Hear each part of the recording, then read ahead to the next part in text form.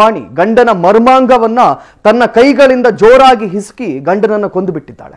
ಆ ಬಳಿಕ ಗಂಡನದ್ದು ಸಹಜ ಸಾವು ಎಂದು ಬಿಂಬಿಸುವ ಪ್ರಯತ್ನವನ್ನ ಕೂಡ ಪಟ್ಟಿದ್ದಾಳೆ. ಹೆಂಗಸ್ರನ್ನ ಪಕ್ಕದಲ್ಲಿ ಕೂರಿಸ್ಕೊಂಡು RCB ಮ್ಯಾಚ್ ತೋರಿಸಿದ್ರೆ ಹಿಂಗೆ ಆಗೋದು. ಹೆಣ್ಣು ಮಕ್ಕಳು ಭಾವಜೀವಿಗಳು ಕಂಡ್ರೆ ಆ ಮೃದು ಮನ್ಸ್ನವರು, ಅವ್ರಿಗೆ ಈ ಫೀಲಿಂಗ್ಸ್ನ ಎಮೋಷನ್ಸ್ನೆಲ್ಲ ಆಮೇಲೆ ಫ್ರಸ್ಟ್ರೇಷನ್ಸ್ನೆಲ್ಲ ಹೆಂಗ್ ಕಂಟ್ರೋಲ್ ಮಾಡ್ಕೋಬೇಕು ಅನ್ನೋದು ಗೊತ್ತಾಗಲ್ಲ ಪಾಪ.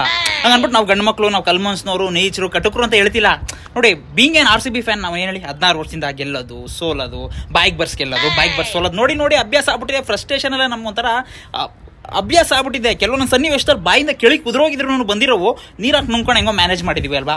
ಆದ್ರೆ ಹೆಣ್ಮಕ್ಳು ಏನ್ ಮಾಡ್ತಾರೆ, ಅವ್ರಿಗೆ ಈ ಫ್ರಸ್ಟ್ರೇಷನ್ ಎಲ್ಲ ತಡ್ಕೊಳಕ್ ಆಗುತ್ತೆ ಅಂದ್ಕೊಂಡಿದ್ದೀರಾ? ಚಾನ್ಸೇ ಇಲ್ಲ. ಅದಕ್ಕೆ ಹೇಳೋದು ಹೆಣ್ಮಕ್ಳು ಅಂತ.